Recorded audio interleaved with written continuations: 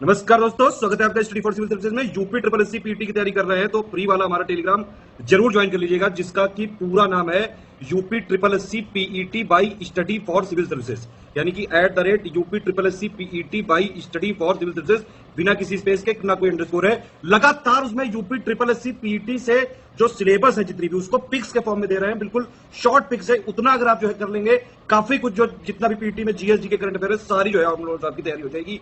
उसी में test series का भी लिंक मिलेगा, क्विज भी उसी में चालू कर दिया है। लगातार उसको फॉलो करके रखिए, लगातार आपके लिए लगे हुए हैं, आप देख रहे होंगे।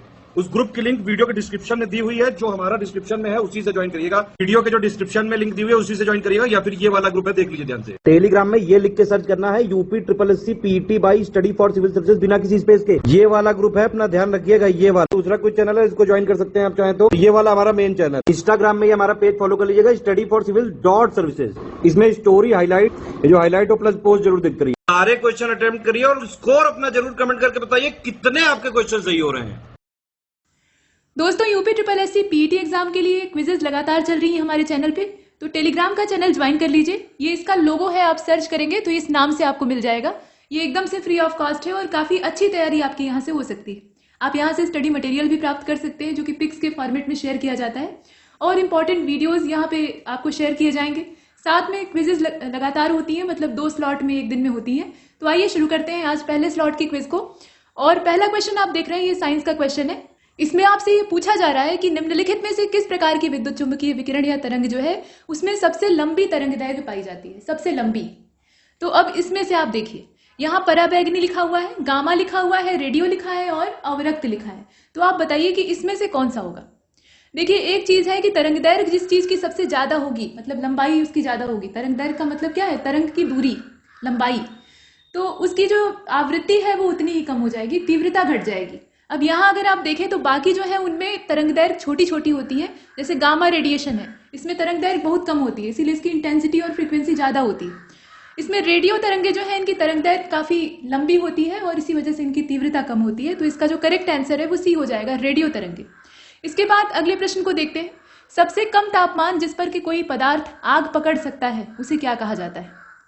मतलब किसी चीज को जलाने के लिए जो लोवेस्ट टेम्परेचर है वो कितना चाहिए, तो वो प्रज्वलन तापमान कहा जाता है। यहाँ अमाउंट तो पूछ नहीं रहा है, यहाँ सिर्फ इतना पूछा जा रहा है कि उसे कहा क्या जाता है, तो उसे प्रज्वलन तापमान कहा जाता है। अगले प्रश्न को देखते हैं। इसरो का मुख्यालय कहाँ है? तो ये तो बच्चों वाला क्वेश्चन है, बेंगलुरु में है, ठीक है। इसके बाद अगले प्रश्न को देखते हैं। चिकित्सकीय प्रभाव के लिए रसायनों का उपयोग करने को निम्नलिखित में से क्या कहा जाता है? तो चिकित्सकीय प्रभाव के लिए अगर आप किसी केमिकल, मतलब किसी एलिमेंट का यूज कर रहे हैं, विशेष रूप से रेडियो एक्टिव, तो उसको कीमोथेरेपी कहा जाता है। वैसे तो पूरी जो चिकित्सा प्रणाली है ना, उसमें केमिकल्स भरे पड़े हैं। बिना रसायनों के दवा बनेगी नहीं, और दवा बनेगी नहीं तो इलाज कैसे होगा, ये तो पक्की बात है।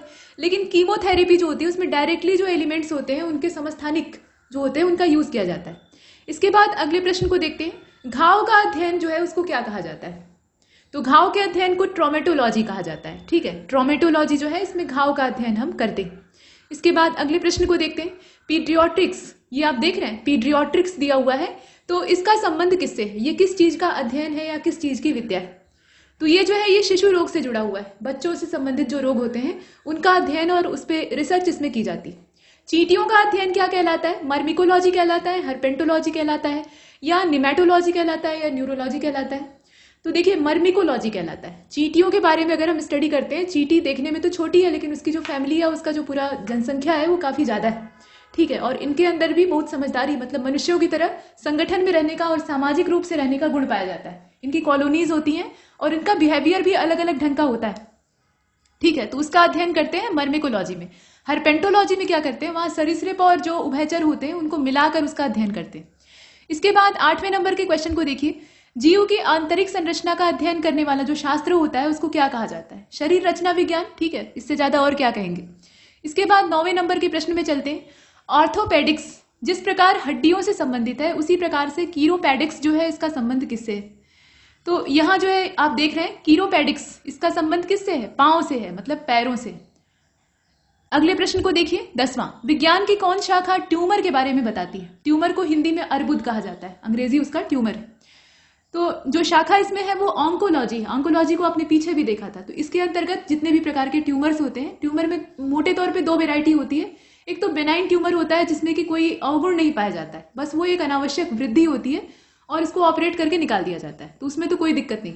लेकिन जो दूसरा कैंसर वाला ट्यूमर होता है, मतलब उसमें कैंसर के सेल्स डेवलप हो जाते हैं, तो उसकी फिर बायोप्सी की जाती है और उसके बाद फिर वहाँ कीमोथेरेपी जरूरी हो जाती है फिलहाल, तो इसको ऑन्कोलॉजी कहा जाता है। सी वाला इसका सही है। इसके बाद अगले प्रश्न को देखते हैं, यानी प्रश्न संख्या 11। निम्नलिखित में से कौन सी तंत्रिका तंत्र की मूल संरचनात्मक और कार्यात्मक इकाई है? न्यूरॉन है। न्यूरॉन के बिना तंत्रिका तंत्र काम ही नहीं करेगा, जैसे नेफ्रॉन के बिना उत्सर्जन तंत्र, किडनी फंक्शन नहीं काम करता है। अगले प्रश्न को देखते हैं। प्रश्न संख्या 12 में कहा गया कि हमारे शरीर में कुल पोषक तत्वों तथा खनिजों का 90% शरीर के किस भाग में सर्वाधिक रूप से सोख लिया जाता है? तो यहाँ आप देखें कि जो पूर्ण पाचन होता है ना, मतलब पाचक तत्वों का जो पूरा समावेश होता है और उसके बाद जितने भी पोषक पदार्थ होते हैं वो हमारी छोटी आंत में जब जाते हैं तो वहां पर विलीज होती है, मतलब रसांकुर होते हैं, और वो रसांकुर इन्हें अवशोषित करके भोजन में से और रक्त तक पहुंचाते हैं, रक्त से वो कोशिकाओं तक पहुंचते हैं, ऐसे पूरी प्रक्रिया होती है। ठीक है, और बाकी जो अपशिष्ट बचा हुआ भोजन है वो बड़ी आंत में ट्रांसफर हो जाता है, जहां पर उसमें से जल का अवशोषण हो जाता है और उसके बाद उसे बहिक्षेपण के द्वारा निकाल दिया जाता है। ठीक है, तो छोटी आंत यहां हो जाएगा। इसके बाद 13वें नंबर के क्वेश्चन को देखते हैं। कौन सा अंग वसा को तोड़कर कोलेस्ट्रॉल का निर्माण करता है?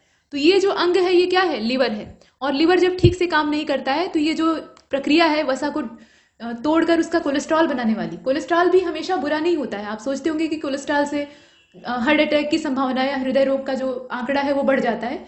तो जो गुड कोलेस्ट्रॉल होता है वो शरीर के लिए आवश्यक होता है, जो बैड कोलेस्ट्रॉल होता है वो हृदयघात का कारण बनता है। तो यहाँ पे जो गुड कोलेस्ट्रॉल है उसकी बात हो रही है, नहीं तो वसा का जमाव जो है वो शरीर में होगा तो जो लिवर है वो और ढंग से काम नहीं करेगा। फिलहाल लिवर जो है वो ये काम करता है। इसके बाद अगले प्रश्न को देखते हैं। मानव शरीर की संरचना में दूसरी सबसे बड़ी ग्रंथि कौन है? पहली तो लिवर है, दूसरी कौन सी है? तो यहाँ आप देखें अग्न्याशय, यानी जो पेंक्रियाज है वो मानव के शरीर की सबसे बड़ी जो दूसरे नंबर की ग्लैंड है उसके तौर पे देखा जाता है, और ये अंतःस्रावी भी होती है और बहिस्रावी भी होती है, दोनों की हैसियत से ये काम करता है। इसके बाद अगले प्रश्न में चलते हैं। यहीं पर लैंगरहैंस द्वीपिकाएं पाई जाती हैं, अल्फा बीटा गामा।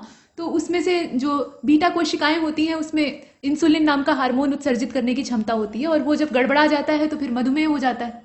इसके बाद अगले प्रश्न को देखते हैं। यहाँ देखिए 15वें नंबर के क्वेश्चन को। इसमें कहा गया कि निम्नलिखित में से कौन सा तंत्रिका तंत्र फाइबर से बना हुआ है जो कि प्रतिबिंबित क्रियाओं में मध्यस्थता करता है? मतलब प्रतिबिंबित जो क्रिया होती है ना उसमें वो बिचौलिए का काम करता है और मस्तिष्क को आवेगों का आदान प्रदान करता है। हमारा जो मस्तिष्क है वो एक कंप्यूटर की तरह है, उसमें भी सूचनाओं का आदान प्रदान करने के लिए, मतलब डाटा प्रोसेसिंग जो होती है उसके लिए न्यूरॉन्स होते हैं। ठीक है, आप जो तंत्रिका कोशिकाएं हैं उन्हें एक जाल समझ लीजिए, मतलब जैसे नेट होता है वैसे, और उसमें आवागमन करने वाली जो सूचनाएं होती हैं वो न्यूरॉन्स के माध्यम से ट्रांसफर होती हैं। तो यहाँ पर आपसे ये पूछा जा रहा है कि जो आवेगों का आदान प्रदान करने वाली बॉडी है या स्ट्रक्चर है उसको क्या कहते हैं? तो वो मेरुदंड होता है। ठीक है, मेरुदंड के सहारे ये काम होता है। इसके बाद 16वें नंबर के प्रश्न को देखिए। 16वें नंबर के प्रश्न में कहा जा रहा है कि निम्नलिखित में से कौन सा मेरु रज्जु का एक महत्वपूर्ण कार्य है? तो जितनी भी प्रकार की प्रतिवर्ती क्रियाएं होती हैं उस पर कंट्रोल करना ये मेरु रज्जु का काम। अगले प्रश्न को देखें। 17वें में कहा जा रहा है कि कौन सा अग्र मस्तिष्क का हिस्सा नहीं है। वैसे तो हमारा जो खोपड़ी है, मतलब स्कल है, वो एक ही दिखाई देता है, लेकिन अंदर से वो जो मस्तिष्क की संरचना है, ये तो बाहर का खोल है जो कि सुरक्षा देता है। अंदर जो अखरोट जैसा हमारा दिमाग है उसके कई पार्ट हैं, तो उसमें जो आगे वाला हिस्सा है उसके बारे में कहा जा रहा है। आगे का हिस्सा कुछ और करता है, पीछे का हिस्सा कुछ और करता है, और वैज्ञानिकों का ऐसा मानना है कि हम अपने दिमाग का जो काफी बड़ा हिस्सा है वो तो इस्तेमाल ही नहीं करते। खैर, तो अब यहाँ बताइए अग्र मस्तिष्क का हिस्सा कौन सा नहीं है? तो मेडुला ऑब्लंगेटा। अब यहाँ पे मेडुला कौन वाला है, इसमें नाम अलग अलग हैं, तो मोटे क्लासिफिकेशन के तौर पे यहाँ दिया है। मेडुला जो है वो अग्र मस्तिष्क का पार्ट नहीं है। इसके बाद अगले प्रश्न को देखते हैं। निम्नलिखित में से कौन सा हृदय की धड़कन और श्वसन को नियंत्रित करने का कार्य करता है? तो ये मेडुला ऑब्लंगेटा होता है। ठीक है, ये हार्ट की जो बीट्स होती हैं उसको कंट्रोल करता है और श्वसन दर को नियंत्रित करता है। अगले प्रश्न को देखें। प्रश्न संख्या 19 में कहा गया कि हथेली में पाई जाने वाली जो हड्डी होती है उसको क्या कहा जाता है? तो उसको कहा जाता है मेटाकार्पल। हालांकि उसमें भी कई सारी हड्डियां जोड़कर बनती हैं, हथेली जो है वो सिर्फ एक हड्डी से नहीं बन जाती, लेकिन जो मेन हड्डी होती है वो मेटाकार्पल होती है। अगले प्रश्न को देखिए। मनुष्य में कितनी जोड़ी कपाल तंत्रिकाएं पाई जाती हैं? तो कपाल तंत्रिकाओं की संख्या कुल मिलाकर 12 होती है। ये बेसिक बायोलॉजी वाले क्वेश्चन है, छोटी कक्षाओं में, मतलब जो 6, 7, 8 की बायोलॉजी की बुक्स होती हैं एनसीईआरटी, उसमें मिल जाएगा, और नहीं तो 9, 10 तक मिल जाएगा। इसके बाद क्वेश्चन नंबर 21 को देखिए। मनुष्य में कितनी जोड़ी स्पाइनल तंत्रिकाएं पाई जाती हैं? तो स्पाइनल तंत्रिकाओं की संख्या एग्जैक्टली होती है 31। 31 जोड़ी का मतलब समझ रहे हैं, इसमें 2 का गुणा कर दीजिए और जितना आएगा उतना। इसके बाद 22वें नंबर के प्रश्न में चलते हैं। हमारा शरीर कितनी पीएच सीमा के भीतर काम करता है, मतलब हमारे शरीर का जो औसत पीएच मान है, पीएच स्केल जो है वो अम्ल क्षार लवण की पहचान करती है। 7 से कम रहेगा तो अम्ल रहेगा, 7 के बराबर है तो उदासीनता रहेगी, और 7 से ज्यादा हो जाएगा तो वो क्षार बन जाएगा। तो अब यहाँ पर आपको बताना है कि हमारी बॉडी का जो पीएच मान है वो कितना होता है। तो यहाँ एक रेंज दी है, 7 से लेकर 7.8 के बीच का होता है। इसके बीच में ही काम करती है, इससे ज्यादा और इससे कम होने पर दिक्कतें आती हैं। प्रश्न संख्या 23 को देखते हैं।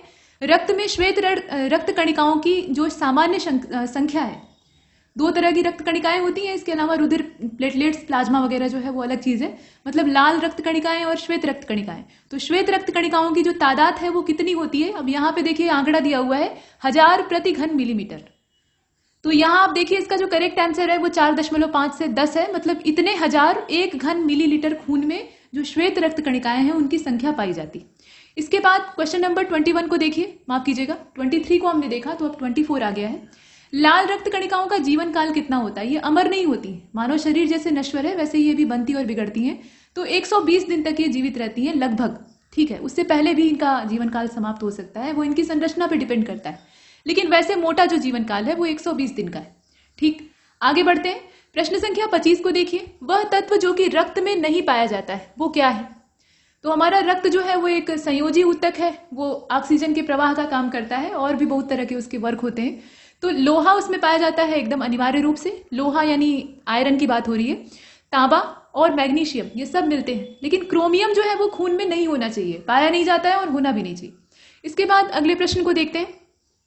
यहां आपसे कहा जा रहा है कि रक्त, और यहाँ पे एक चीज आपको बतानी है जो कि जिसके माध्यम से गुर्दे में प्रवेश करता है, मतलब खून जो है वो किडनी में कैसे जाता है। आप जानते हैं ना कि किडनी फंक्शन जो होता है वो खून को यानी ब्लड को प्यूरिफाई करने के लिए होता है। जो हृदय होता है वो एक पंप की भांति काम करता है, तो जो अशुद्ध रक्त है उसको वो वृक्क को भेज देता है, वृक्क उससे अशुद्धियां छान के उसे हृदय को वापस करता है, ऐसे परिसंचरण चलता है, आपने पढ़ा होगा। तो जो किडनी है वो यही तो काम करती है, अशुद्धियों को छान कर बाहर कर देती है और रक्त को शुद्ध कर देती है। तो कैसे वो किडनी में घुसता है? घुसने का जो तरीका है ना वो वृक्क धमनी होती है, इस माध्यम से वो गुर्दे में प्रवेश करता है। कौन? रक्त की बात हो रही है। इसके बाद अगले प्रश्न को देखते हैं। 27वें में कहा जा रहा है कि रक्त स्कंदन विकार किसकी कमी के कारण हो जाता है? रक्त स्कंदन विकार का मतलब क्या है? खून के थक्के जमने में समस्या, और आप जानते हैं कि खून के थक्के जमना भी आवश्यक है, ठीक। ऐसा नहीं होगा तो एक बार अगर आपको चोट लग गई तो खून ढेर सारा बह जाएगा और मृत्यु भी हो सकती है। तो इसका जो करेक्ट आंसर है वो फिलोक्विनॉन हो जाएगा, जिसकी की कमी के कारण ये होता है, फिलोक्विनान। इसकी कमी से रक्त स्कंदन विकार पैदा हो जाता है। प्रश्न संख्या 28 को देखिए। मानव शरीर का रक्त बैंक क्या कहलाता है? प्लीहा कहलाता है, ठीक है, प्लीहा कहलाता है, यहां आप देख लीजिए। इसके बाद अगले प्रश्न को देखते हैं। प्लीहा होती कहां है? यकृत के ठीक ऊपर होती है, पतली परत के रूप में। प्रश्न संख्या 29 को देखिएगा। मानव प्लीहा को नियंत्रित कौन करता है? तो नियंत्रित करने वाला जो यहाँ काम है वो रक्त आयतन, मतलब इसमें ये पूछा जा रहा है एग्जैक्टली कि मानव प्लीहा को नियंत्रित करता है, तो रक्त आयतन, ठीक। रक्त आयतन के द्वारा प्लीहा नियंत्रित नहीं होती है, प्लीहा के अंदर ये नियंत्रित होता है। अभी आपने पीछे देखा ना कि ये ब्लड बैंक की तरह से काम करती है। इसके बाद प्रश्न संख्या अगले को देखते हैं। इसे हिंदी में तिल्ली कहा जाता है, तिल्ली बढ़ गई। तो रक्त समूह ओ जो है वो क्या कहलाता है? रक्त समूह ओ जो है ये क्या कहलाता है? ये यूनिवर्सल डोनर कहलाता है, यानी सार्वभौमिक दाता आप कह सकते हैं या सार्वजनिक दाता कह सकते हैं। ये दे सभी को सकता है लेकिन लेगा सिर्फ ओ वाले से। और ए बी जो है वो 1 नंबर का नालायक है, वो ले सबसे सकता है लेकिन देगा सिर्फ अपने भाई को यानी ए बी को, ठीक है। आगे चलते हैं। रक्त समूह को याद करना आसान है। अब यहाँ देखिए पूछा गया है कि यदि एक पिता और माता का रक्त वर्ग क्रमशः ए तथा ओ है, यानी पिता का जो ब्लड ग्रुप है वो ए है और माता जो है वो देने वाली है, यानी उनका जो ब्लड ग्रुप है वो ओ है, तो कौन सा रक्त वर्ग बच्चों में संभव नहीं है? अब देखकर बताइए। बी नहीं हो सकता, ओ नहीं हो सकता, या बी ए बी और ओ ही नहीं हो सकता, या सभी नहीं हो सकते? तो सभी ना हो ऐसा नहीं हो सकता। बी वाला जो ब्लड ग्रुप है वो बच्चों में नहीं हो सकता, या तो ओ होगा या बी होगा या फिर ए बी होगा, ठीक है। इस प्रकार से प्रश्न संख्या 32 को देखते हैं। मानव रक्त में प्लाज्मा की लगभग कितनी मात्रा होती है? तो प्लाज्मा की मात्रा 55 से लेकर 60% होती है। यहाँ जो इसका बी वाला है वो परफेक्ट है। इसके बाद अगले प्रश्न को देखते हैं। प्रश्न संख्या 33 में कहा गया कि मानव शरीर में रक्त का आयतन शरीर के बाहर लगभग कितने प्रतिशत होता है? तो 7% होता है, ठीक है। इसको अगर बाहर नापते हैं तो 7% के आसपास आएगा। रक्त क्या है, मतलब इसकी प्रवृत्ति कैसी होती है? तो ये बेसिक नेचर का होता है, क्षारीय प्रवृत्ति का होता है, हल्का क्षारीय होता है। प्रश्न संख्या 35 में चलते हैं। रक्तचाप किस चीज पर निर्भर करता है? तो सिस्टोलिक और डायस्टोलिक प्रेशर तो है ही है, लेकिन इसमें और भी चीजें हैं, उन्हें आप देखिए। यहाँ का आ गया हृदय निर्गम और परिधीय प्रतिरोध, ये सब यहाँ पे काम करते हैं। परिधीय प्रतिरोध का मतलब समझ रहे हैं? यहाँ पे जो सर्कुलमफेरेंस होती है, मतलब धमनियों और शिराओं की, उसमें जब बदलाव आते हैं, चाहे कोलेस्ट्रॉल के जमाव की वजह से हो या कोई और कारण हो, वो सक्रिय हो जाती है, तो वहां पर खून के थक्के बनने लगते हैं और ये फिर हृदय घात का कारण बन जाता है, तो वो भी समस्या होती है। तो यहाँ ये सब चीजें जो है, ये रुधिर परिसंचरण और जो ब्लड प्रेशर है उसको कंट्रोल करती है। तो इसमें से सभी। इसके बाद अगले प्रश्न को देखते हैं। प्रश्न संख्या 34 में कहा गया कि निम्नलिखित में से किसकी सहायता से रक्त द्वारा ऑक्सीजन ले जाई जाती है? लाल रक्त कणिकाओं में हीमोग्लोबिन नाम का एक लाल वर्णक पाया जाता है, जिसकी वजह से ये लाल दिखाई भी पड़ती है, और वही जो वर्णक होता है वही रक्त में ऑक्सीजन की सप्लाई का काम करता है। रक्त का मूल काम क्या है? वैसे तो कई सारे काम है। मूल काम है ऑक्सीजन को पहुंचाना, शरीर के हर अंग तक पहुंचाना। तो यहाँ पर इसका जो करेक्ट आंसर है वो लाल रक्त कणिकाएं हो जाएगा। अगर हीमोग्लोबिन देता है तो आप उसे भी चुन सकते हैं। इसके बाद प्रश्न संख्या 35 को देखिए, नीचे आ भी गया। लाल रक्त दिखाई देने का कारण क्या है? मतलब खून लाल ही क्यों दिखाई देता है? तो हीमोग्लोबिन की वजह से, भाई ये लाल होता है और ये खून में मौजूद होता है। इसके बाद अगले प्रश्न को देखते हैं। टाइलिन एंजाइम का संबंध किससे है? लार से है। जो हमारी लार ग्रंथियां मुंह में पाई जाती है, उससे ये टाइलिन एंजाइम निकलता है। इसका काम क्या होता है जरा कमेंट बॉक्स में बताइएगा, ये क्या करता है? प्रश्न संख्या 37 को देखिए। अति निस्यंदन और पुनः अवशोषण प्रक्रिया कैसे होती है? मतलब किस चीज के दौरान होती है? तो अति निस्यंदन और पुनः अवशोषण की जो प्रक्रिया है, ये मल त्याग और मूत्र निर्माण के दौरान होती है। मतलब जब आप बहिक्षेपण की प्रक्रिया करते हैं तो वो अति निस्यंदन की प्रक्रिया होती है। बड़ी आंत में पानी जो भोज्य पदार्थ का अपशिष्ट होता है उसमें से सोख लिया जाता है और बाकी जितना बेकार है उसको बाहर कर दिया जाता है। और पुनः अवशोषण की जो प्रक्रिया है वो यूरिन फॉर्मेशन में की जाती है। इसके बाद क्वेश्चन नंबर 38 में चलते हैं। जो यूरिन होता है मनुष्य के शरीर का, मतलब मूत्र, उसका असामान्य घटक क्या है? तो देखिए, सामान्य घटक जो है वो यूरिया है। यहाँ पर प्रश्न को अगर ठीक से नहीं पढ़ेंगे तो आप यूरिया चुन लेंगे, लेकिन उसमें जो असामान्य घटक है वो एल्ब्यूमिन है। ठीक है, ये सामान्य नहीं है, बाकी जितने हैं वो सब सामान्य है। प्रश्न संख्या 39 में चलते हैं। यूरिया किस में बनता है? ये कोई पूछने की बात? लिवर में बनता है। ठीक, इसके बाद अगले प्रश्न को देखें। प्रत्येक गुर्दे में बड़ी संख्या में निस्यंदन इकाइयां पाई जाती हैं, जिन्हें कहा जाता है, ये जो निस्यंदन इकाई है ना, इनको मेडिकल साइंस की लैंग्वेज में नेफ्रॉन कहा जाता है। जैसे आपने सुना अभी कि मस्तिष्क में सूचना का आदान प्रदान जो है वो न्यूरॉनों के माध्यम से होता है। और एक बड़ी बात यह है कि ये जो नेफ्रॉन और न्यूरॉन आप सुन रहे हैं ना, ये दोनों नपी तुली संख्या में हर मनुष्य को मिलते हैं। मतलब परमात्मा ने जितने या प्रकृति ने जितने बना दिए शरीर में, उतने ही रहेंगे। मतलब वो एक उम्र के बाद उनका बनना या उनका जो प्रोग्रेस है वो रुक जाता है। अब वो बनेंगे नहीं, नष्ट होंगे सिर्फ। तो न्यूरॉन अगर आपके मस्तिष्क से एक बार नष्ट होने शुरू हो जाए तो आपको भूलने की समस्या, अल्जाइमर जैसे रोग घेर सकते हैं। ये फिर से बन नहीं सकते, जितने खत्म हो गए उतने वापस नहीं आ सकते। तो इन्हें बहुत बचा के रखने की जरूरत होती है। इसीलिए कहा जाता है कि किडनी अगर एक बार खराब होनी शुरू हुई तो उसके बाद वो रुकेगी नहीं, उसको या तो दवा से वहीं पर फिक्स करिए और नहीं तो फिर ट्रांसप्लांट ही एकमात्र विकल्प बचता है। खैर, तो इसका बी वाला सही। इसके बाद अगले प्रश्न को देखते हैं। यहाँ कहा जा रहा है कि हमारे पेट में स्थित पाचक रस में मुख्य रूप से क्या होता है? हाइड्रोक्लोरिक एसिड होता है, HCl। अब आप सोच रहे होंगे कि ये पूरे आमाशय को जला क्यों नहीं देता? जब हाइड्रोक्लोरिक एसिड है तो भाई तो बहुत ज्वलनशील होता है, क्योंकि आमाशय में अंदर एक पतली लेयर पाई जाती है जो कि इस एसिड को आमाशय की वास्तविक दीवार तक वहां पहुंचने नहीं देती। इसके बाद और जहां से ये लेयर जो होती है ये ब्रेक करती है, वहां से फिर जो अल्सर है, वो पेप्टिक अल्सर आप कहते हैं, वो निकल आते हैं, मतलब फोड़े हो जाते हैं, घाव हो जाते हैं। प्रश्न संख्या 42 को देखिएगा। प्रकाश संश्लेषण में रोशनी किस ऊर्जा में परिवर्तित होती है? तो रोशनी जो है, रोशनी का मतलब सूर्य का प्रकाश। प्रकाश संश्लेषण में क्या होता है? सनलाइट जो HNU है वो पौधा ग्रहण करता है और उसके बाद उसी सूर्य के प्रकाश की उपस्थिति में अपने भोजन का निर्माण करता है। तो रासायनिक ऊर्जा में वो कन्वर्ट होती है। सौर ऊर्जा का रूपांतरण केमिकल एनर्जी में होता है। इसके बाद अगले प्रश्न को देखते हैं। प्रश्न संख्या 43। अगर आप क्लोरोफिल को जला देते हैं तो क्या बचेगा? मैग्नीशियम बचेगा। ठीक है, मैग्नीशियम ही उसमें मूल रूप से होता है। अगले प्रश्न को देखते हैं। ऑक्सीजन वहां से चली जाएगी। अगले प्रश्न में ये कहा गया कि विटामिन शब्द जो है इसके खोजकर्ता या जनक कौन है? तो ये फंक है, आपने कई बार 50 बार पढ़ा होगा। नारंगी जो है ये प्रचुर स्रोत है, मतलब नारंगी अर्थात संतरे की बात हो रही है, विटामिन का स्रोत है। हालांकि ये सारी चीजें इसमें थोड़ी बहुत पाई जाती है, लेकिन विटामिन भर भर कर पाए जाते हैं। ठीक है, ये जितने भी साइट्रस फल होते हैं इसमें विटामिन C, एस्कार्बिक एसिड अच्छी मात्रा में होता है। प्रश्न संख्या 46 को देखिएगा। कौन सा ऐसा विटामिन है? अब यहाँ पे पूछा गया है कि एक विटामिन की कमी से, यहाँ विटामिन का नाम नहीं पूछा जा रहा है, ठीक, तो विटामिन की कमी से होने वाला एक रोग है जिसमें कि चेहरे, गर्दन, हाथ, पैर यानी पूरी बॉडी पर लाल रंग के चकत्ते हो जाते हैं। तो इसको चर्मदाह कहा जाता है, ठीक है। और ये चर्मदाह होता है पेलाग्रा, इसका जो मूल नाम है, चिकित्सकीय नाम है, वो पेलाग्रा है। इसके बाद आगे चलते हैं। प्रश्न संख्या 47 को देखिए। एक विटामिन है जिसका केमिकल नाम यहाँ दिया है नियासिन। अब इसकी कमी से कौन सा रोग होता है? तो इसकी कमी से हो जाता है पेलाग्रा। जो पीछे आपने देखा ना, यहाँ पेलाग्रा, ये नियासिन की कमी से होता है। और पेलाग्रा बीमारी, अब देखिए यहाँ जो पूरा उत्तर है वो आपको मिल जाएगा। पेलाग्रा बीमारी होती है तो ये विटामिन B3 की कमी से होती है। तो अब तीनों प्रश्नों को एक साथ समझिए कि विटामिन B3 को नियासिन कहा जाता है केमिकली, और उसकी कमी से पेलाग्रा नाम का रोग होता है जिसमें कि त्वचा और जितने भी बॉडी पार्ट्स होते हैं उनकी ऊपरी सतह पे जलन पैदा होती है, खुजली और चकत्ते बन जाते हैं। इसके बाद प्रश्न संख्या 49 को देखते हैं। रक्त के थक्के जमाने के लिए, स्कंदन मतलब क्या होता है, उसको थक्का जमा के वहीं पर रोकने के लिए क्या आवश्यक है? तो विटामिन के जब तक मानव शरीर में ठीक ठाक मात्रा में न हो तब तक रक्त के थक्के जमने की प्रक्रिया बाधित हो जाती है। इसके बाद अगले प्रश्न को देखते हैं। विटामिन B2 का रासायनिक नाम क्या है? तो राइबोफ्लेविन कहा जाता है। देखिए विटामिन बी की जो फैमिली है वो काफी बड़ी है, तो उसमें जितने भी केमिकल नाम है उसको याद करने की आवश्यकता है, पूछे जा सकते हैं और पूछे जाएंगे। इसके बाद 51 को देखते हैं। यहाँ पर कुछ आप देख सकते हैं कि विटामिनों के नाम दिए हैं। तो विटामिन सी जो है इसको स्कॉर्बिक एसिड कहा जाता है। विटामिन बी जो है इसको थायमिन कहते हैं। विटामिन डी को रेटिनॉल कहते हैं। और नेप्थोक्विनोन जो है विटामिन के को कहते हैं। देखिए विटामिन डी जो है ये रेटिनॉल कहलाता है, ये वाला इसमें सुमेलित नहीं है, ठीक। और बाकी जितने हैं वो सब इसमें सुमेलित है। तो आप जरा बताइएगा कि विटामिन डी का वास्तविक नाम क्या है, मतलब केमिकली इसको किस नाम से जानते हैं। इसके बाद अगले प्रश्न को देखते हैं। यहाँ देखिए विटामिन B1 की कमी से निम्नलिखित में से कौन सा रोग होता है? एक चीज जान लीजिए कि अगर विटामिन डी हमारे शरीर में कम हो जाएगा तो जो हड्डी है ना, उनकी कैल्शियम अवशोषित करने की क्षमता कम हो जाएगी और हड्डियां कमजोर होने लगेंगी।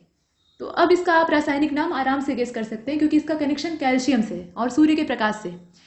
इसके बाद देखिए विटामिन B1 की कमी से कौन सा रोग होता है? बेरी बेरी हो जाता है। पॉलिश किए हुए जो चावल होते हैं ये धान की भूसी में एक्चुअली पाया जाता है, ठीक है। तो जब भूसी हट जाती है तो उसके बाद चावल की ऊपरी परत में हल्की मात्रा में मौजूद होता है। चावल को या तो आप ज्यादा धो दीजिए और नहीं तो मिल में पॉलिश करवा दीजिए, तो उससे क्या होता है? बेरी बेरी रोग हो जाता है, मतलब उसमें वो विटामिन ही गायब हो जाता है। वसा में घुलनशील विटामिन कितनी मात्रा में है? तो 4 विटामिन ऐसे हैं जो कि वसा में घुलनशील है। जल में घुलनशील और वसा में घुलनशील विटामिनों के नाम आपको पता होने चाहिए। वसा में घुलनशील विटामिनों के नाम यहाँ देख लीजिए दिया है। विटामिन ए, डी, ई और के, ये वसा में घुलनशील है, ठीक है। तो ये धोने से, किसी चीज को वॉश करने से नष्ट नहीं होते।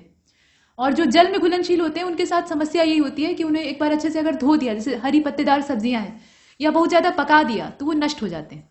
अब यहाँ पर आपसे पूछा जा रहा है कि कौन सा एक विटामिन ए का अच्छा स्रोत है? तो मछली का तेल, कॉड लिवर ऑयल, ये जो होता है ना, ये विटामिन ए का बहुत अच्छा स्रोत होता है। इसके अलावा आप गाजर खाइए, पालक खाइए, सब में होता है। अगले प्रश्न को देखते हैं। प्रश्न संख्या 56। और हाँ, लिवर तो मनुष्य का जो होता है ना, वो तो भंडार है, वहां से ये उत्सर्जित होता है। देखिए प्रश्न संख्या 56 में कहा जा रहा है कि विटामिन ए की कमी से कौन सा रोग हो जाता है? तो रात में आप बैठ जाएंगे चारपाई पर और कहेंगे दिखाई नहीं दे रहा है। अंधेरा होते ही आपकी देखने की क्षमता कम हो जाएगी या समाप्त हो जाएगी। इसको कहा जाता है रतौंधी, ठीक। और इसे दूर किया जा सकता है, बस विटामिन ए की खुराक चाहिए। इसके बाद देखिए 57। विटामिन डी की कमी से क्या हो जाता है? रिकेट्स हो जाता है। अब ये रिकेट्स जो है ये बच्चों में होता है। हड्डियां एकदम पतली पतली कमजोर हो जाती हैं क्योंकि वो कैल्शियम को एब्जॉर्ब नहीं कर पाती, ठीक है। और जो वयस्क लोग हैं उनमें विटामिन डी की कमी से हड्डियों का ही यही जो रोग होता है, इसको ऑस्टियोमैलेसिया कहा जाता है, ठीक। आगे चलते हैं। रिकेट्स को सूखा रोग भी लोग कहते हैं। प्रश्न संख्या 58 को देखिएगा। निम्नलिखित विटामिन में से किसको धूप का विटामिन कहा जाता है? अब ये बताने की जरूरत नहीं है, बहुत आराम से आप गेस कर सकते हैं। अब ऐसे प्रश्न गलत नहीं होने चाहिए। इसके बाद 59वें नंबर के क्वेश्चन को देखिएगा। विटामिन सी का सबसे अच्छा स्रोत क्या है? तो यहाँ आप देख लीजिए जितने भी फल दिए हैं उन सभी में विटामिन सी कुछ न कुछ मात्रा में, अमरूद में भी अच्छा खासा होता है, लेकिन आंवले में सर्वाधिक मात्रा में पाया जाता है। अभी तक जो रिसर्च हुई है उसमें आंवले में सबसे मैक्सिमम। प्रश्न संख्या 60 को देखते हैं। एस्कॉर्बिक एसिड किसको कहा जाता है? विटामिन सी को कहा जाता है। अगले प्रश्न को देखिए। प्रश्न संख्या 61। निम्नलिखित में से कौन सा विटामिन सी की कमी का लक्षण है? मसूड़ों से आपके खून आने लगता है, मसूड़े फूल जाते हैं, स्कर्वी रोग उसको कहा जाता है। इसके बाद अगले प्रश्न को देखते हैं। प्रश्न संख्या 62। खट्टे फलों के सेवन को बढ़ाने से कौन सी बीमारी ठीक हो जाएगी? तो स्कर्वी रोग जो है वो ठीक हो जाता है। मसूड़े में जो समस्या थी वो आपकी दूर हो जाएगी। आप खट्टे फल का सेवन करिए, और नहीं तो विटामिन सी की जो टेबलेट है, लिमसी आती है और बहुत तरह की होती है, उनको चूसिए। आजकल कोरोना काल में लोग इम्यूनिटी बढ़ाने के चक्कर में खूब विटामिन सी और जिंक खा रहे थे। इसके बाद 63वें नंबर के क्वेश्चन को देखते हैं। किण्वन प्रक्रिया द्वारा उत्पादित पहला विटामिन कौन सा है? तो किण्वन यानी जो फर्मेंटेशन का प्रोसेस होता है उसके द्वारा प्रोड्यूस किया हुआ जो पहला विटामिन है वो विटामिन सी है। ठीक, पहला विटामिन जो है वो विटामिन सी है, अन्य भी उत्सर्जित होते हैं। प्रश्न संख्या 64 में चलते हैं। खाना बनाने के समय कौन सा विटामिन जो है वो बहुत ज्यादा, अगर आप टेम्परेचर पर भोजन को पका देंगे, उबाल देंगे तो वो नष्ट हो जाता है। तो ये है विटामिन सी। ये बेचारा जो है ये आसानी से नष्ट होने वाला होता है, तो ये गायब हो जाता है। इसके बाद 65वें में चलते हैं। विटामिन ई से संबंधित कौन सा रासायनिक पदार्थ है? ये टोकोफेरॉल है। ठीक है, मतलब विटामिन ई को टोकोफेरॉल कहा जाता है। प्रश्न संख्या 66 में आपसे पूछा गया कि बादाम में कौन से विटामिन होते हैं? तो प्रचुर मात्रा में पाया जाता है vitamin E. Next question number 67। घातक रक्त अल्पता यानी जो भयंकर तरीके का एनीमिया होता है वह उस स्थिति में होता है जब शरीर में पर्याप्त मात्रा में स्वस्थ लाल रक्त कणिकाएं नहीं बन पाती। तो ऐसा किस वजह से होता है, मतलब किसकी कमी से होता है? तो ये होता है विटामिन B12 की कमी से। ठीक है, विटामिन B12 की कमी से ऐसी समस्या हो सकती है। 68वें में आपसे पूछा गया कि कोबाल्मिन किसको कहा जाता है? तो पीछे जो आपने देखा ना विटामिन B12 जिसकी कमी से घातक तरीके का एनीमिया हो सकता है, तो वो B12 है। B12 का रासायनिक नाम है कोबाल्मिन। अगले प्रश्न को देखते हैं। कोबाल्ट इसमें होता है एक्चुअली। और बेरी जैसे जो कैनबेरी है, स्ट्रॉबेरी है, रोस्टबेरी है, ये सब बेरीज के नाम है, बेरी वाले फल हैं। तो इसमें कौन सा खनिज यानी कौन सा मिनरल पाया जाता है? तो यहाँ जो मिनरल पाया जाता है वो होता है मैग्नीज। मैग्नीज यहाँ बहुतायत पाया जाता है। अगले प्रश्न को देखते हैं। पोषक तत्वों की 6 श्रेणियां हैं। पोषक तत्व जो मुख्य पोषक तत्व है, कार्बोहाइड्रेट, प्रोटीन, वसा, विटामिन, खनिज। और अब इसके बाद जो 6वीं श्रेणी है ना, मतलब 6वां नाम है, वो आपको बताना है। तो इसमें है पानी। ठीक, पोषक तत्वों में जो 6वें नंबर पे है वो है पानी। इन सभी में सबसे उपयुक्त पानी ही है। बाकी जो है उनको अगर आप नहीं भी खाएंगे तो भी चल जाएगा, लेकिन पानी के बिना आप 1 मिनट भी नहीं चला सकते। तो ये पोषक तत्वों में 6वें नंबर पर आता है। इसके बाद 71वें को देखते हैं। आलू में निम्नलिखित में से क्या प्रचुर मात्रा में होता है? तो कार्बोहाइड्रेट एकदम प्रचुर मात्रा में होता है। इसके बाद 72वें को देखते हैं। फास्फोरस का सबसे महत्वपूर्ण स्रोत क्या है? दूध है। इसमें जितने भी ऑप्शन दिए हैं उसमें फास्फोरस ये सबसे अधिक दूध में पाया जाता है। और दूध को संपूर्ण आहार कहा जाता है। लगभग उसमें सारे पोषक तत्व कमोबेश उपस्थित रहते हैं। कौन सा भोजन तुरंत शक्ति देता है? ग्लूकान डी, तुरंत शक्तिदायक। ठीक है, ग्लूकोज लोग तुरंत एनर्जी के लिए पीते हैं, तो यहाँ आप डी वाले को चुनिएगा। इसके बाद अगले प्रश्न को देखते हैं, 74वां। इसमें कहा गया है कि जो सबसे ज्यादा कैलोरी मान है वो इसमें से किस पदार्थ का है? तो कैलोरी आप ज्यादा देखते हैं जो तली भुनी घी तेल वाली चीजें होती हैं उसमें ज्यादा होती है। तो जो चिकनाई है उसमें कैलोरी मान ज्यादा होता है। अब यहाँ पे बाकी जो है उसमें कम रहेगा, घी में ज्यादा होता है, मक्खन का इससे भी ज्यादा होता है। इसके बाद देखिए 75वें को। थायराइड ग्लैंड में सामान्यतः कामकाज के लिए निम्नलिखित में से कौन से पोषक तत्व की आवश्यकता होती है? तो आयोडीन की कमी जो है वो थायराइड ग्लैंड को प्रभावित करती है। ठीक है, आयोडीन की कमी से आपने बहुत बार सरकारी प्रचार सुने होंगे, घेंघा रोग हो जाता है, ग्वाइटर। ठीक है, तो उसमें थायराइड ग्लैंड में सूजन आ जाती। चलिए, यहां तक हमने इस क्विज को कंप्लीट किया है। अगला स्लॉट आपको अगले वीडियो में मिलेगा। तब तक के लिए नमस्कार।